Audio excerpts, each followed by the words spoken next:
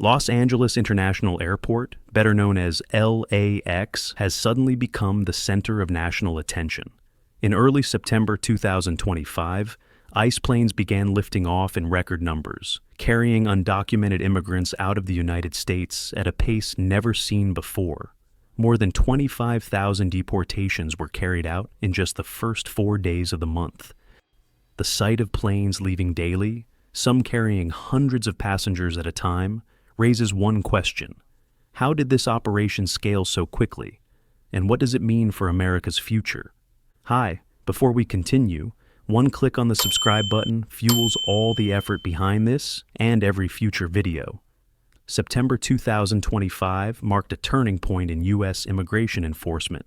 While deportation flights had been ongoing for years, what unfolded at LAX shocked both supporters and critics alike.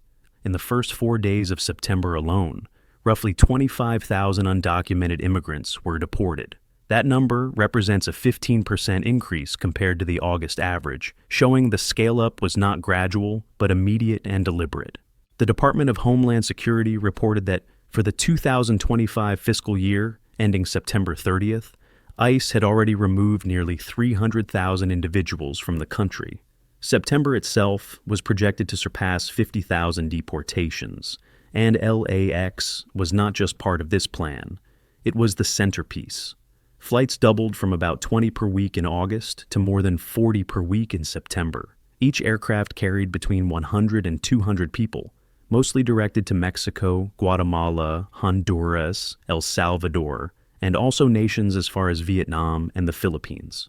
Earlier in the summer, ICE data showed about 60% of deportations from the Los Angeles area involved people with no criminal records. September brought a noticeable shift in focus. Priority cases, those with criminal histories, repeat immigration violations, or direct links to organized crime, made up the majority of deportees. This change underscored that ICE was not only enforcing immigration law broadly, but also targeting individuals who pose greater threats to public safety. ICE relied on massive resources. The agency signed $3.6 billion in contracts with charter airlines to transport detainees safely and efficiently. 600 military lawyers were brought in to speed up legal reviews, ensuring cases were processed quickly, but within the framework of U.S. law. America's immigrant population dropped by 2.6%, with the total reaching 51.9 million as of June 2025. This was the first time in half a century that the immigrant population in the U.S. had seen a recorded decline.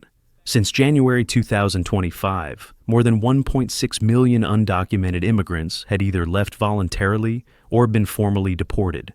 The operation naturally drew massive attention online. Accounts like IceFlight'em tracked ICE flights and documented the conditions of deportees. One post highlighted a long-haul flight where passengers were shackled during transport, a necessary measure, according to law enforcement, for security during multi-hour international flights. While some saw this as harsh, others recognized it as standard procedure to ensure order and prevent disturbances mid-air. Another account, Maine's Legacy, praised the campaign, noting that ICE was equipped with hundreds of lawyers and specialized vehicles to support the record-scale deportations.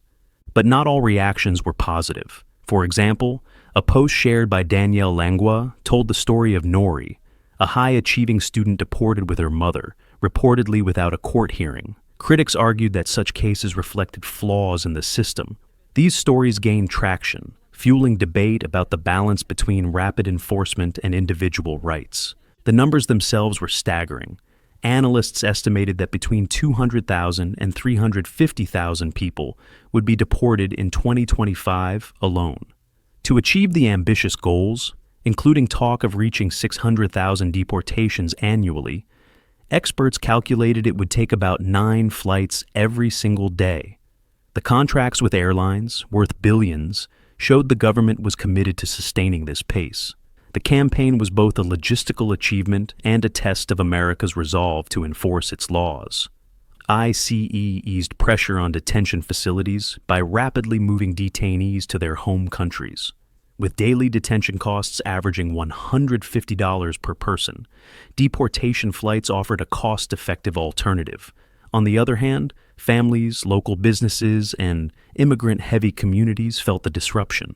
In parts of Los Angeles, like Koreatown and the Fashion District, neighborhoods grew quiet. Flea markets, grocery stores, and even Home Depot parking lots, usually busy with day laborers, became empty as residents feared being swept up in raids.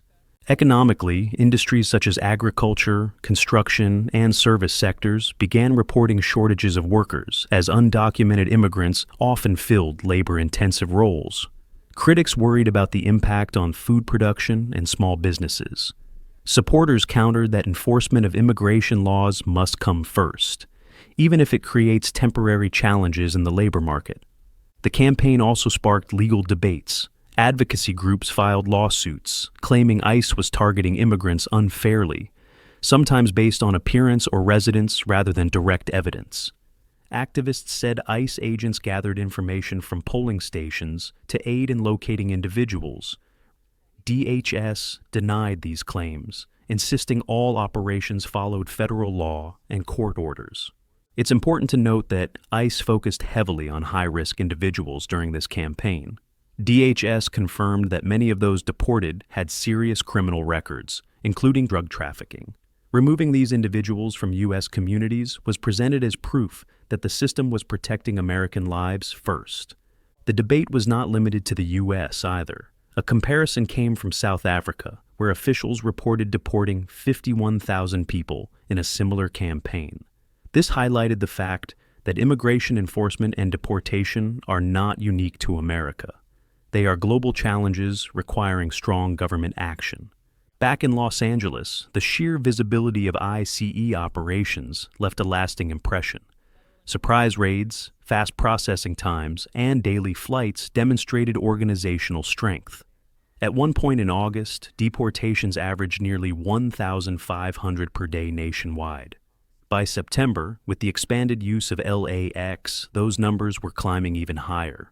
Fox News reported that the administration's goal for the 2025 fiscal year was 271,000 deportations, the highest in a decade.